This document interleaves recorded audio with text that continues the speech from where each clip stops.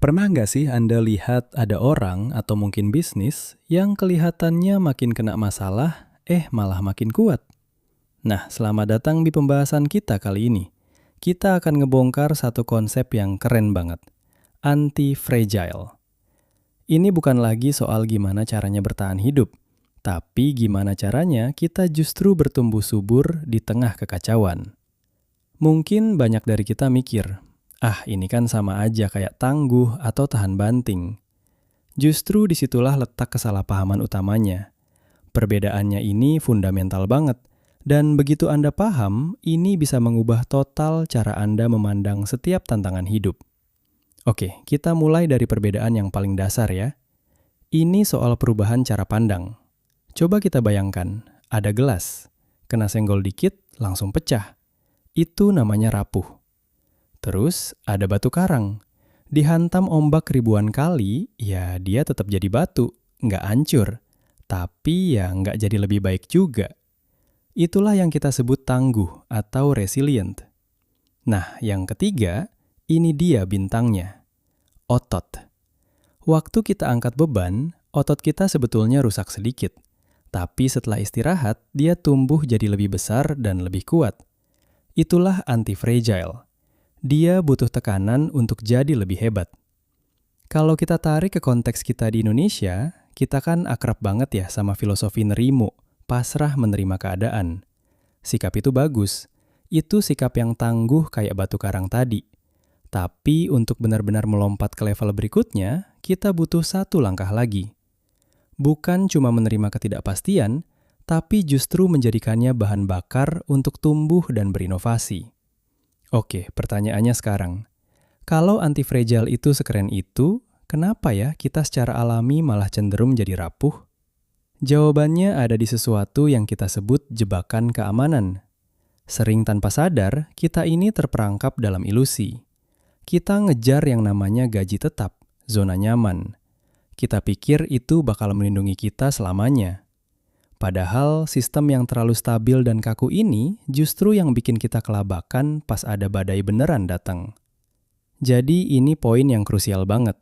Kita harus putar balik cara kita memandang kegagalan. Kerusakan kecil, kesalahan-kesalahan minor, itu bukan musuh loh. Anggap aja itu vaksin. Itu adalah latihan, dosis kecil dari racun yang justru bikin sistem kita kebal dan siap menghadapi guncangan yang jauh lebih dahsyat nanti. Terus gimana dong cara praktisnya? Ada satu strategi yang sangat aplikatif, namanya strategi hidup barbel.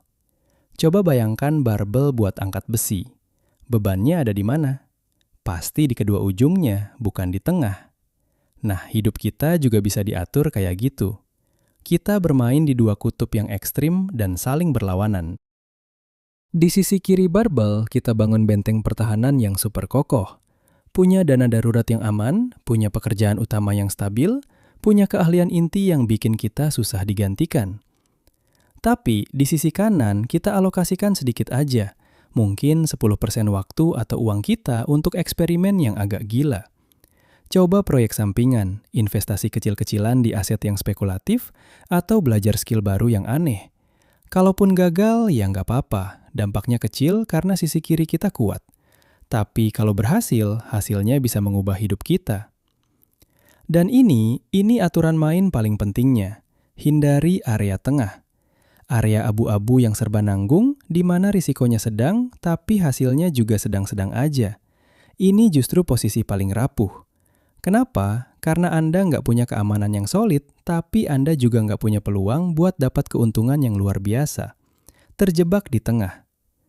Strategi barbel ini sebetulnya bertujuan untuk membangun satu hal yang sangat-sangat berharga, kekuatan untuk memilih, atau yang biasa disebut optionability. Kunci menjadi anti-fragile itu adalah punya banyak pilihan. Di dunia yang serba tidak pasti, pemenangnya itu bukan yang paling jago nebak masa depan. Bukan. Pemenangnya adalah orang yang punya paling banyak opsi, sehingga dia nggak perlu nebak. Dia cukup bereaksi dengan cerdas saat ada peluang datang. Ada satu lagi konsep yang mungkin kedengerannya agak aneh, tapi ini kuat banget. Namanya via negativa. Idenya sederhana. Kadang, cara terbaik untuk jadi lebih kuat itu bukan dengan nambahin sesuatu yang baru, tapi justru dengan mengurangi atau menghilangkan apa yang bikin kita lemah. Kita mau lebih sehat, daripada pusing nyari vitamin atau suplemen terbaik, seringkali berhenti makan gorengan tiap hari itu dampaknya jauh lebih besar buat kesehatan. Betul kan? Sama kayak di bisnis. Daripada pusing nambahin strategi marketing baru, coba pangkas dulu biaya-biaya yang nggak penting. Efeknya seringkali lebih cepat terasa. Itulah kekuatan dari pengurangan. Dan ini bukan cuma teori loh. Coba ingat-ingat, berapa banyak UMKM di Indonesia yang justru lahir atau meledak pas krisis. Mereka terpaksa banting setir, beralih ke online, nemuin produk baru yang esensial. Itulah yang disebut pertumbuhan pasca trauma. Mereka nggak dihancurkan oleh guncangan, tapi justru dibentuk dan diperkuat oleh guncangan itu. Oke, jadi setelah kita tahu semua ini, gimana caranya kita bisa benar-benar siap menghadapi badai yang kita tahu pasti akan datang? Ini dia, kalimat pemungkas yang bisa mengubah cara pandang kita 180 derajat. Tujuan kita itu bukan untuk menghindari badai, itu mustahil. Tujuan kita adalah membangun diri kita, karir kita, bisnis kita menjadi sebuah sistem yang bukan cuma tahan badai, tapi justru mencintai badai. Sistem yang dapat energi dan jadi lebih kuat setiap kali ada ombak besar datang. Pada akhirnya inilah kesimpulannya buat kita semua. Di negara yang super dinamis kayak Indonesia, ketidakpastian itu bukan lagi anomali. Itu adalah aturan mainnya. Pemenangnya nanti bukanlah mereka yang paling bisa bikin ramalan, tapi mereka yang paling cepat belajar dan paling jago beradaptasi dari setiap guncangan yang menerjang. Jadi, saya mau tinggalkan Anda dengan satu pertanyaan. Bukan pertanyaan tentang rencana besar 5 tahun ke depan, lupakan dulu itu. Pertanyaannya lebih sederhana. Eksperimen kecil apa di sisi kanan barbel Anda yang bisa Anda mulai hari ini? Sesuatu yang kalau gagal ya nggak apa-apa, tapi kalau berhasil bisa membuka dunia baru untuk Anda. Coba mulai dari sana.